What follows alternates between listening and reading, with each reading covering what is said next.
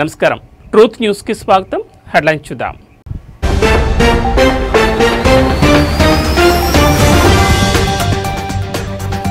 ఎమ్మెల్యేల party ఫిరాయింపులపై supreme court కీలక తీర్పు 3 నెలల్లో స్పీకర్ నిర్ణయం తీసుకోవాలని ఆదేశం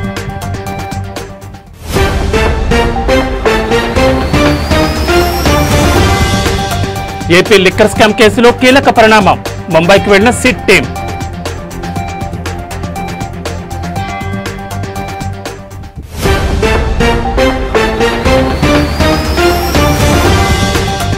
సిగాచి ఘటనపై హైకోర్టులో పిటిషన్ తెలంగాణ ప్రభుత్వానికి హైకోర్టు నోటీసులు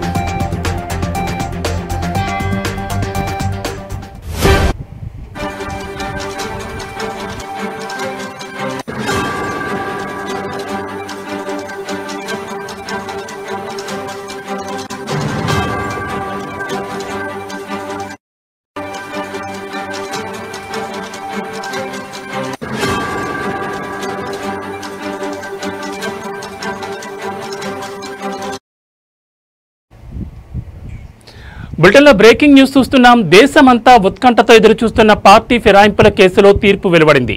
తెలంగాణలో ఎమ్మెల్యేల పార్టీ ఫిరాయింపులపై సుప్రీంకోర్టు కీలక తీర్పు వెలువరించింది.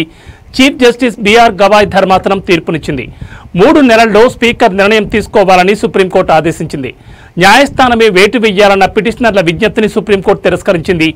ఏళ్ల తరబడి ఫిరాయింపు పిటిషన్లు పెండింగ్లో ఉంచడం సరికాదు. 3 నెలల్లో స్పీకర్ నిర్ణయం తీసుకోవాలని సుప్రీంకోర్టు ఆదేశించింది.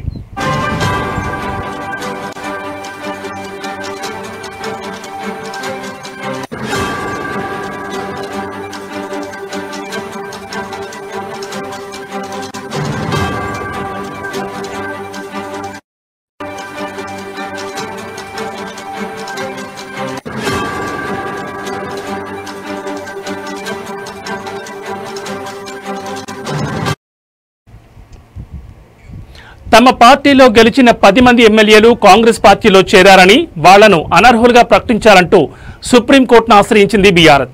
పార్టీ ఫిరాయించిన వారిలో దానం నాగేందర్ ఏకంగా కాంగ్రెస్ బీఫామ్పై సికింద్రాబాద్ పార్లమెంటుకు పోటీ చేశారని కోర్టులో వాదన వినిపించారు బీఆర్ఎస్ తరపు న్యాయవాదులు. ఇరువైపులా వాదనలు విన్న సుప్రీంకోర్టు తీర్పును రిజర్వ్ చేసింది. ఫైనల్ గా పార్టీ ఫిరాయింపుల తీర్పును వెల్లడించింది సుప్రీంకోర్టు చీఫ్ జస్టిస్ ధర్మాసనం.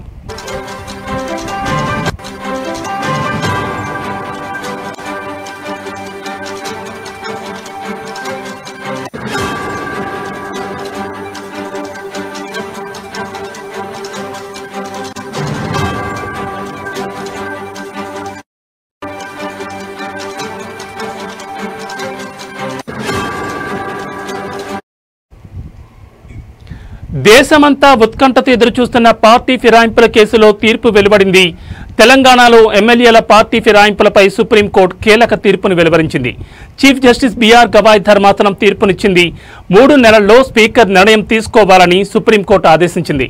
న్యాయస్థానమే వేటు వేయాలన్న పిటిషనర్ల విజ్ఞప్తిని సుప్రీంకోర్టు తిరస్కరించింది. ఏళ్ల తరబడి ఫిరాయింపు పిటిషన్లను పెండింగ్లో ఉంచడం సరికాదు. 3 నెలల్లో స్పీకర్ నిర్ణయం తీసుకోవాలని సుప్రీంకోర్టు ఆదేశించింది. తమ పార్టీలో గెలిచిన 10 మంది ఎమ్మెల్యేలు కాంగ్రెస్ పార్టీలో చేరారని వాళ్లను అనర్హులుగా ప్రకటించాలంటూ సుప్రీంకోర్టును ఆశ్రయించింది బీఆర్ఎస్. పార్టీ ఫిరాయించిన వారిలో దానం నాగేందర్ ఏకంగా కాంగ్రెస్ బీఫామ్పై సికింద్రాబాద్ పార్లమెంటుకు పోటీ చేశారని కోర్టులో వాదన వినిపించారు బీఆర్ఎస్ తరపు న్యాయవాదులు. ఇరువైపులా వాదనలు విన్న సుప్రీంకోర్టు తీర్పును రిజర్వ్ చేసింది. ఫైనల్ గా పార్టీ ఫిరాయింపుల తీర్పును వెల్లడించింది సుప్రీంకోర్టు చీఫ్ జస్టిస్ ధర్మాసనం.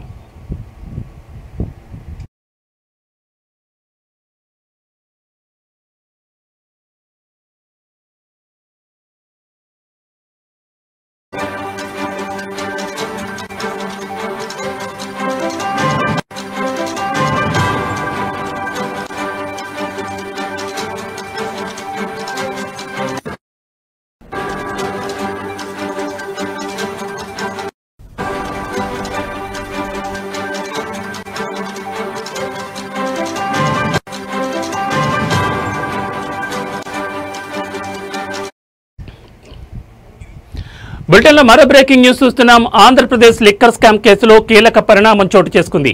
సిట్ టీం ముంబై వెళ్లింది. షెల్ కంపెనీలను మద్యం ముడుపులు మళ్లించడం కోసం ఏర్పాటు చేసినట్లు ఇప్పటికే గుర్తించింది AP special investigation team SIT. Liquor స్కామ్లో డబ్బును మళ్లించిన ఆ షెల్ కంపెనీలను తనిఖీ చేయడం కోసం ముంబై వెళ్లింది సిట్ టీం. ఇక లిక్కర్ కేసులో షెల్ కంపెనీలను కూడా నిందితులుగా చేర్చింది సిట్. ముంబైలో షెల్ కంపెనీలను పరిశీలించి నివేదికను సిద్ధం చేయనున్నారు సిట్ అధికారులు.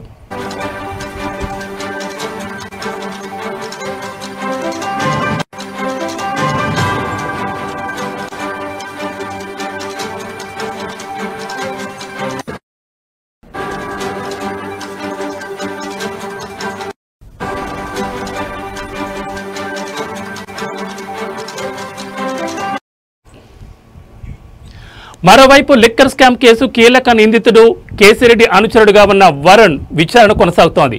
లిక్కర్ స్కామ్ నగదు డంపులు భారీగా ఉన్నట్లు సిట్ అధికారులు అనుమానాలు వ్యక్తం చేస్తున్నారు. వరుణ్ ఇచ్చిన సమాచారంతో హైదరాబాద్ శివార్లోని శంషాబాద్ సమీపంలోని ఓ ఫామ్ హౌస్లో భారీ డంపును గుర్తించారు. ఇప్పటికే 11 కోట్ల రూపాయలు సీజ్ చేసింది సిట్. ఇంకా ఎక్కడెక్కడ నగదు డంపులున్నాయి అనే అంశంపై సిట్ ఫోకస్ పెట్టింది. ఆ కోణంలో వరుణ్ను విచారిస్తున్నారు. వరుణ్ నుంచి కీలక సమాచారాన్ని రాబట్టే ప్రయత్నంలో సిట్ అధికారులున్నారు.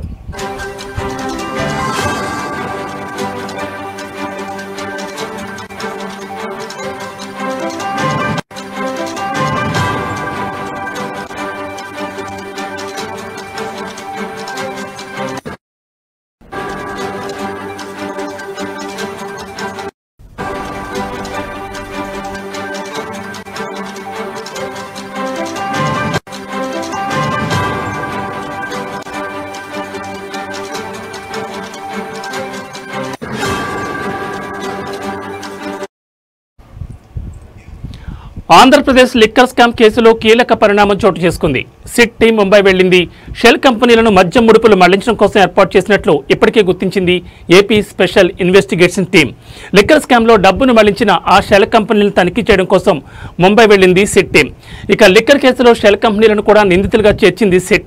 ముంబైలో షెల్ కంపెనీలను పరిశీలించి నివేదికను సిద్ధం చేయనున్నారు సిట్ అధికారులు. మరోవైపు లిక్కర్ స్కామ్ కేసు కీలక నిందితుడు కేసిరెడ్డి అనుచరుడుగా ఉన్న వరుణ్ విచారణ కొనసాగుతోంది. లిక్కర్ స్కామ్ నగదు డంపులు భారీగా ఉన్నట్లు సిట్ అధికారులు అనుమానం వ్యక్తం చేస్తున్నారు. వరుణ్ ఇచ్చిన సమాచారంతో హైదరాబాద్ శివార్లోని శంషాబాద్ సమీపంలోని ఓ ఫామ్ హౌస్లో భారీ డంపును గుర్తించారు. ఇప్పటికే 11 కోట్ల రూపాయలు సీజ్ చేసింది సిట్. ఇంకా ఎక్కడెక్కడ నగదు డంపులున్నాయి అనే అంశంపై సిట్ ఫోకస్ పెట్టింది. ఆ కోణంలో వరుణ్ విచారిస్తున్నారు. వరుణ్ నుంచి కీలక సమాచారం రాబట్టే ప్రయత్నంలో సిట్ అధికారులున్నారు.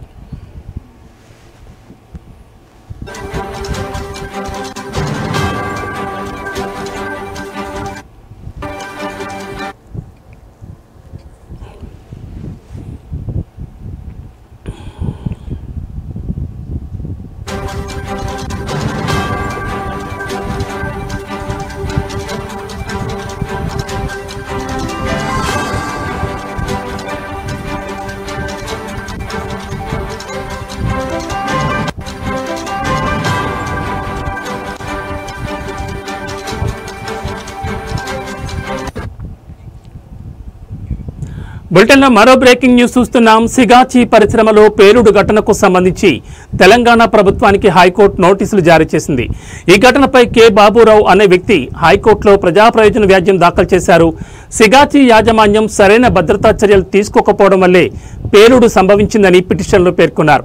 ఈ దుర్ఘటనలో 54 మంది మృతి చెందగా 28 మంది గాయపడ్డారని, మరో 8 మంది ఆచూకీ లభ్యం కావడం లేదని పిటిషనర్ తరపు న్యాయవాది కోర్టుకు తెలిపారు.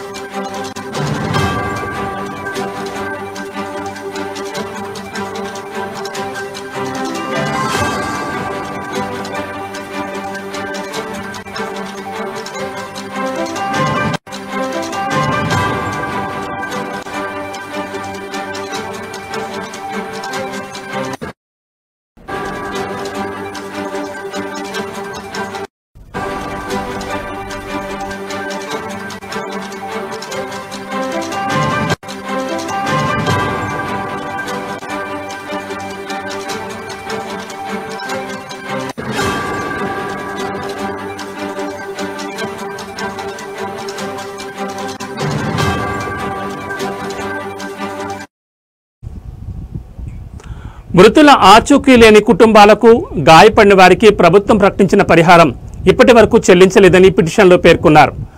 అంతేకాకుండా పరిశ్రమ యాజమాన్యంపై ఎలాంటి చర్యలు తీసుకోలేదని ఆరోపించారు.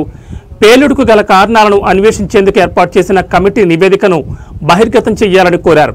భానూరు పోలీస్ స్టేషన్లో నమోదైన ఈ కేసును సిట్ ద్వారా దర్యాప్తు చేయించాలని విజ్ఞప్తి చేశారు.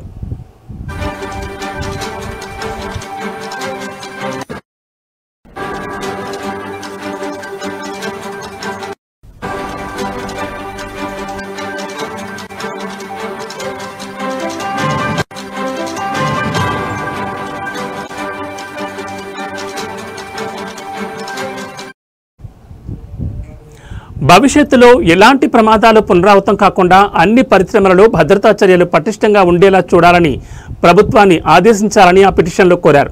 ఈ పిటిషన్ విచారణకు స్వీకరించిన హైకోర్టు 3 వారాల్లో కౌంటర్ దాఖలు చేయాలని ప్రభుత్వానికి ఆదేశాలు జారీ చేసింది.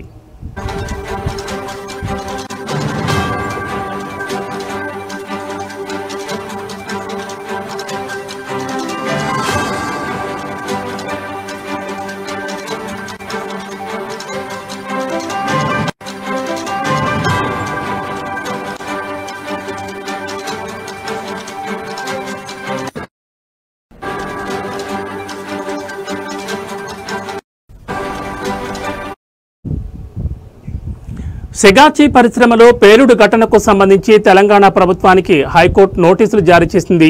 ఈ ఘటనపై కె బాబురావు అనే వ్యక్తి హైకోర్టులో ప్రజా ప్రయోజన వ్యాజ్యం దాఖలు చేశారు. సెగాచి యాజమాన్యం సరైన భద్రతా చర్యలు తీసుకోకపోవడం వల్లే పేలుడు సంభవించిందని ఆ పిటిషన్లో పేర్కొన్నారు. ఈ దుర్ఘటనలో 54 మంది మృతి చెందగా 28 మంది గాయపడ్డారని, మరో 8 మంది ఆచూకీ లభ్యం కావడం లేదని పిటిషనర్ తరపు న్యాయవాది కోర్టుకు తెలిపారు. మృతుల ఆచూకీ లేని కుటుంబాలకు, గాయపడిన వారికి ప్రభుత్వం ప్రకటించిన పరిహారం ఇప్పటి వరకు చెల్లించలేదని ఆ పిటిషన్లో పేర్కొన్నారు. అంతేకాకుండా పరిశ్రమ యాజమాన్యంపై ఎలాంటి చర్యలు తీసుకోలేదని ఆరోపించారు. పేలుడుకు గల కారణాలను అన్వేషించేందుకు ఏర్పాటు చేసిన కమిటీ నివేదికను బహిర్గతం చేయాలని కోరారు. భానూరు పోలీస్ స్టేషన్లో నమోదైన ఈ కేసును సిట్ ద్వారా దర్యాప్తు చేయించాలని విజ్ఞప్తి చేశారు. భవిష్యత్తులో ఎలాంటి ప్రమాదాలు పునరావృతం కాకుండా అన్ని పరిశ్రమలలో భద్రతా చర్యలు పటిష్టంగా ఉండేలా చూడాలని ప్రభుత్వాన్ని ఆదేశించాలని పిటిషన్లో కోరారు. ఈ పిటిషన్ను విచారణకు స్వీకరించిన హైకోర్టు 3 వారాల్లో కౌంటర్ దాఖలు చేయాలని ప్రభుత్వానికి ఆదేశాలు జారీ చేసింది.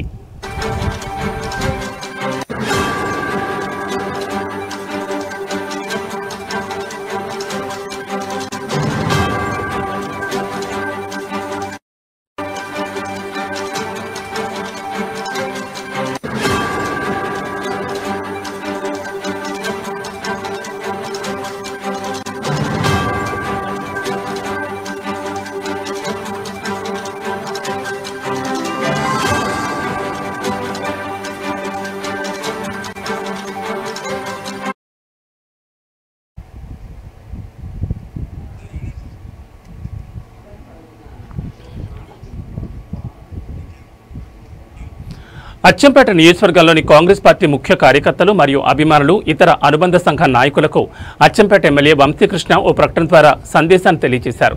తెలంగాణ రాష్ట్ర ప్రభుత్వం పంపిణీ చేస్తున్న కొత్త రేషన్ కార్డులు మరియు కొత్త రేషన్ కార్డు లబ్ధిదారులకు మరియు రేషన్ కార్డుల పేర్లు నమోదు చేసుకునే లబ్ధిదారులతో మీ గ్రామాల్లో రేషన్ కార్డు లబ్ధిదారులతో గ్రామాల్లో రచ్చబండ వద్ద వారికి సమావేశమై తెలంగాణ ప్రజాప్రభుత్వం ఎన్నికల్లో హామీల్లో భాగంగా సీఎం రేవంత్ రెడ్డి సూచనల మేరకు అర్హులైన ప్రతి ఒక్కరికి రేషన్ కార్డు పంపిణీ చేస్తున్నామని అన్నారు.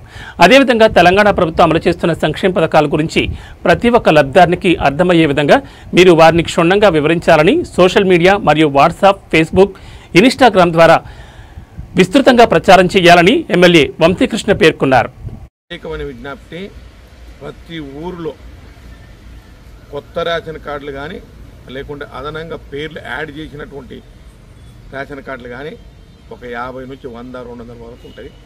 మరి ఎన్ని ఉన్నా ఆ బెనిఫిషియర్స్ను ఉదయం 8 నుంచి 9 గంటల మధ్యన ఒక అరగంట సేపు ఒక దగ్గర కూర్చొని పెట్టి వాళ్ళకు మన ప్రభుత్వం, మన గౌరవ ముఖ్యమంత్రి గారు, రాష్ట్ర ముఖ్యమంత్రి పెద్దలు రేవంత్ రెడ్డి గారు మాట ఇచ్చిండ్రు, మాట నిలబెట్టుకున్నారు.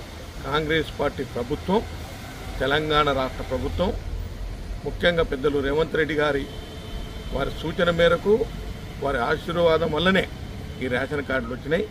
రాహుల్ గాంధీ గారు, సోనియా గాంధీ గారు మాట ఇచ్చిండ్రు, గౌరవ ముఖ్యమంత్రి గారు మాట నిలబెట్టుకున్నారు. ఈ విషయాన్ని అందరూ కూడా విడమర్చి చెప్పి గతంలో 10 సంవత్సరాలు ఎవరు కూడా ఒక్క రేషన్ కార్డు ఇచ్చిన దాఖలాలు లేవు. గత ప్రభుత్వం మాటలు చెప్పింది కానీ ప్రజలను మోసం చేసింది. ఈ ప్రభుత్వం చెప్పిన మాట కట్టుబడి వాళ్ళందరూ కూడా రేషన్ కార్డులు ఇస్తూ ఉన్నాం. ఇవన్నీ కూడా గమనించాలని చెప్పి మీరు పెద్ద ఎత్తున ప్రచారం చేయాల్సిన అవసరం ఉంది. ప్రతి ఊర్లో ఏవైతే మీటింగ్ కండక్ట్ చేసిండో అవి వాట్సాప్ ఫేస్బుక్లలో తప్పకుండా అప్లోడ్ చేయాలి. ఎక్కడ ఉన్నా ఇది ప్రచారం కూడా పెద్ద ఎత్తున చేయాల్సిన అవసరం ఉంది. కాబట్టి దయచేసి రేపటి నుంచే అన్ని గ్రామాల్లో అన్ని మండలాల్లో కూడా ఈ కార్యక్రమాన్ని చేపట్టాలని మీ అందరూ కూడా సవినయంగా మనవి చేస్తూ సెలవు తీసుకుంటున్నాను. Thank you. అందరికీ నమస్కారం. ముఖ్యంగా అచ్చంపేట నియోజకవర్గంలో ఉన్నటువంటి కాంగ్రెస్ పార్టీ నాయకులకు, కార్యకర్తలకు, అభిమానులకు, అనుబంధ సంస్థల్లో పనిచేస్తున్నటువంటి కార్యకర్తలందరూ కూడా ఒక ముఖ్యమైన విజ్ఞప్తి ఏమిటంటే, మరి ప్రతి మండలంలో ఈ రేషన్ కార్డుల డిస్ట్రిబ్యూషన్ ప్రోగ్రాం పెడతా ఉన్నాం. చాలా వరకు చాలా మండలాలు అయిపోయినాయి, 1-2 మిగిలినాయి. అవి కూడా రేపు ఎల్లుండి అయిపోయే ఛాన్సెస్ ఉంది. కాబట్టి కార్యకర్తల నాయకులకు ప్రత్యేకమైన విజ్ఞప్తి, ప్రతి ఊరిలో కొత్త రేషన్ కార్డులు కానీ లేకుంటే అదనంగా పేర్లు యాడ్ చేసినటువంటి రేషన్ కార్డులు కానీ ఒక 50 నుంచి 100-200 వరకు ఉంటాయి.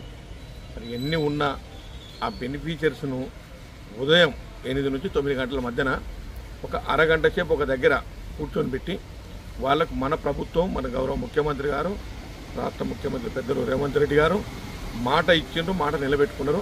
కాంగ్రెస్ పార్టీ ప్రభుత్వం, తెలంగాణ రాష్ట్ర ప్రభుత్వం, ముఖ్యంగా పెద్దలు రేవంత్ రెడ్డి గారి వారి సూచన మేరకు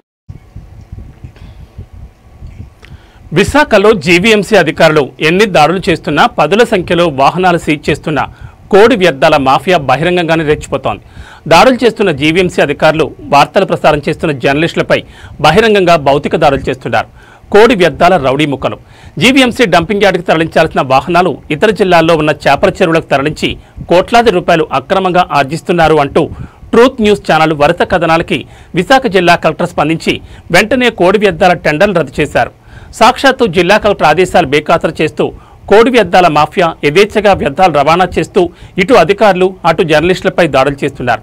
జీవీఎంసీ అధికారులపై దాడులు చేసిన కోడి వ్యర్థాల మాఫియాపై పిఎం పాలెం పోలీసులు పలు సెక్షన్ల కింద కేసులు నమోదు చేశారు.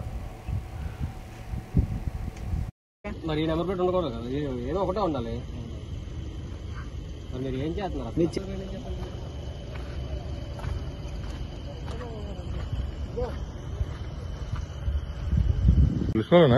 కాదే మామూలుగా వచ్చానంట, సరదాగా వచ్చారా?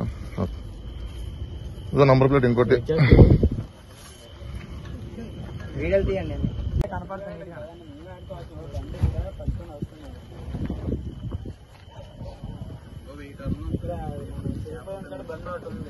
కనపడుతుంది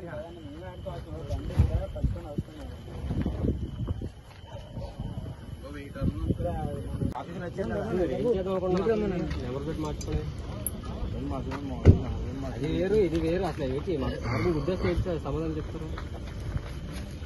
రోడ్డు మీద దేని తిరుగుతుంది అసలు ఈ టైంలో చికెన్ వేస్ట్ పడుతుంది తిరగచ్చు. అసలు డంపింగ్ యార్డ్కి రావాలంటే ఉదయమే. విశాఖలో జ్ఞానపురంలో దేవమాత మోక్షారోపణ మహోత్సవం వివరాల కోసం విలేకరుల సమావేశం నిర్వహించారు. ఈ కార్యక్రమంలో విచారణకర్త జొన్నాడ జాన్ ప్రకాష్, పీపీసీసీ అధ్యక్షులు ముసిరి రాజేష్, ఆనందరావు మాస్టర్, పాలమరశెట్టి ఫ్రాన్సిస్, గండి సతీష్ కుమార్ తదితరులు పాల్గొన్నారు. ఈ సందర్భంగా జాన్ ప్రకాష్ మాట్లాడుతూ 125 సంవత్సరాల క్రితం అంటే 19వ సంవత్సరంలో జ్ఞానాపురం గ్రామానికి సోకిన కలరా వ్యాధి మొత్తం గ్రామాన్నే గడగడలాడించిందని, గ్రామస్తులను భయకంపితులను చేసిందని అన్నారు. అప్పుడు గ్రామంలో అల్లకల్లోలం చెలరేగిందని తెలిపారు. ఎన్ని జాగ్రత్తలు తీసుకున్నా, ఎంత వైద్యం చేసినా వ్యాధి మాత్రం తగ్గుదలకు రాలేదు సరికదా, మరింత ముదిరిపోయిందని వివరించారు. ఆహ్వానం పలుకుతున్నాము. ముఖ్యంగా ఈనాటి సమావేశం ఇక్కడ గ్యాదర్ అవడానికి ముఖ్య ఉద్దేశం జ్ఞానాపురం ఆగస్టు 15వ తేదీ జరుపుకున్నటువంటి పండుగ 125 సంవత్సరాల పండుగ. ఈ పండుగ విశాఖపట్నం గుర్తుండిపోయేటువంటి పండుగ. ఈ 125 సంవత్సరాల క్రితము జ్ఞానాపురం మరియు ఈ చుట్టుపక్కల ఉన్నటువంటి పరిసర ప్రాంతాలలో కలరా వ్యాధి నిర్విరామంగా చాలా దారుణంగా ప్రబలి ఉంది. ఆ సమయంలో అప్పుడు ఉన్నటువంటి విచారణకర్తలైనటువంటి రొసేలియన్ గురువర్యులు ఒక మాట పట్టి ఇచ్చి ఉన్నారు. ప్రతి సంవత్సరము జ్ఞానాపురంలో పురవీధులలో దేవమాత యొక్క విగ్రహమును తిప్పుతూ ఆమెను కొని ఇవి బులెటిన్ విశేషాలు. నమస్కారం. తిప్పుతూ ఆమెను కొని ఇవి బులెటిన్ విశేషాలు. నమస్కారం.